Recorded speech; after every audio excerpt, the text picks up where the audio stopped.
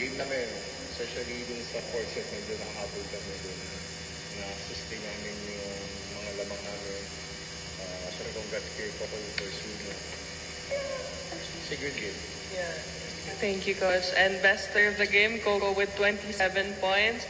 At this point, how well are you fitting in with the Creamline system and especially getting this win against Petrogas? I'm feeling much better every day, every practice. We're incorporating some new things every day. We're trying to run a little bit more back row. We're trying to connect a little bit more with the setters. And I feel great with the team right now, yeah. Thank you. And for Attila, yun na, yung Creamline Petrogas games, laging exciting siya. Personally, paano mo lang din ba yung mindset yung team, especially galing kayo sa 5-set loss to carry and now nakuha niyo yung bounce back win? Coach Erwin told us to move forward.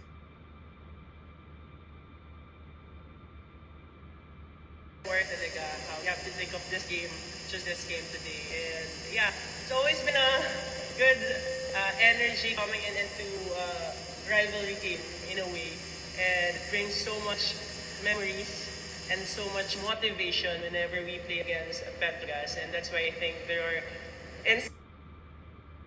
give our all fight because we want to give them a good fight as well because it's always been it's always classic games with Petrogas. Thank you. The floor is open for questions.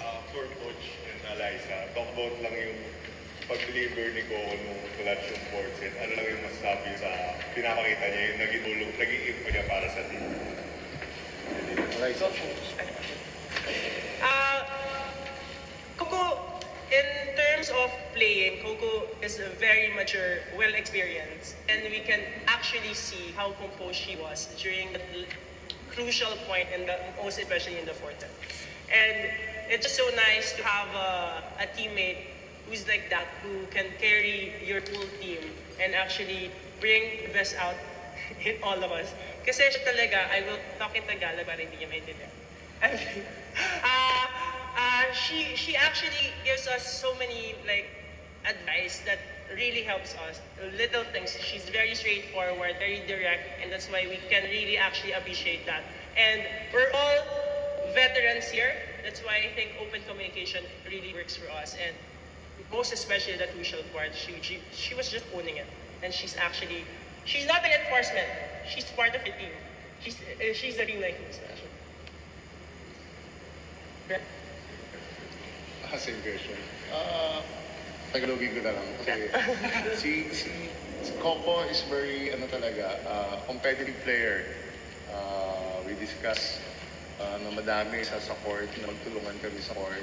Kasi sobrang experience niya. Sobrang competitive talaga. Hindi lang na crucial. Every point. Yes. Every point, every training, nakikipag-compete talaga siya. So, yung experience niya, laking tulong talaga sa amin. Sa mga susunod na mga game, talagang maipakita nito ko yung game niya. Talagang kompleto kasi siya. Yes. Complete player talaga sa volleyball. So, let's see sa mga darating pang mga games. Coco, when it comes to reinforcement, usually people look at the power, the aggressiveness and hitting the ball. But especially in this game, you really showed how court smarts is also a very important thing, placement and all of that. So how much do you put a premium on not only being a strong spiker, but also being a smart player altogether? Like knowing when to hit hard, when to hit soft, all of those things that you showed tonight in this game.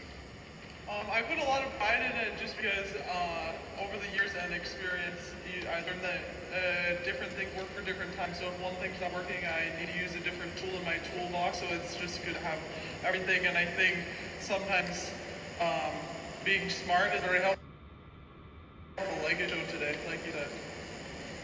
And for Adelaide, coming off a loss na medyo nga nung past conferences na medyo the wins weren't coming as much as usual, but with a big win like this, how big is it for you to kumbaga rebound against a team that always gives out a good fight like Petrogas kapag kalaban kayo in particular? I guess it's also a testament that we keep working harder and harder after a game, win or lose. We focus on every point, and that's the result. I mean, we never back down in any situation, and we just want to keep fighting. And it's just so much.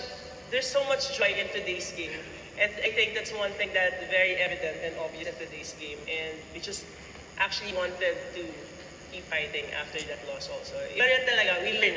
We win or we learn lang naman. So we're just very, very happy we got the win today, and we also learned today.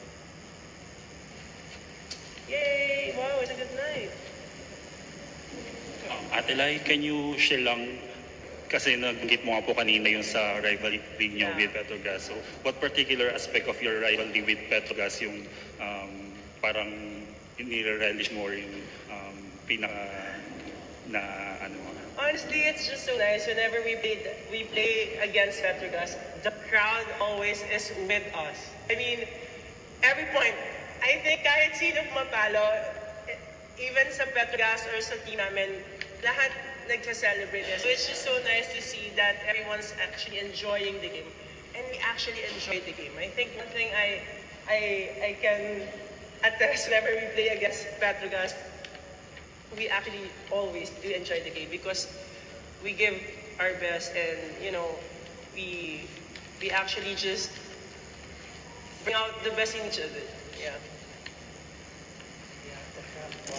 Coach, next game will be against Gallery sa Ilagan. So how will this win help you guys heading into that match? Siyempre mag-prepare kami sa galleries. Pero we train last Sunday. So sa tingin ko, yung team need ng rest tomorrow. Then prepared.